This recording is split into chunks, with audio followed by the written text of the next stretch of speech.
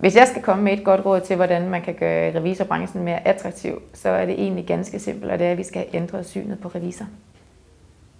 Jeg synes, at det syn, der er på revisor der i dag, det er, at vi er meget konservative, og det er et kedeligt job, og det er nok ikke måske faktisk så attraktivt, som det egentlig godt kunne være.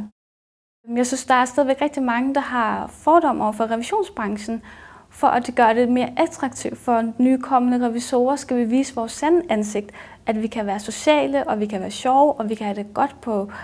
et arbejdsplads. At vi ikke bare sidder på et kontor bag nogle skærme og taster nogle tal ind.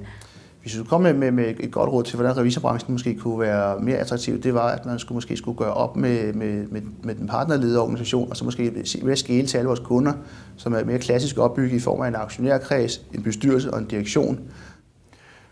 Revisionsbranchens udfordring på at holde på talenterne vil nok ligge i, at man skal have en mere åben tilgang til uddannelse, og at man skal give flere muligheder for uddannelse, og ikke bare den her snorlige vej frem til, at man skal være statsautoriseret revisor i fremtiden.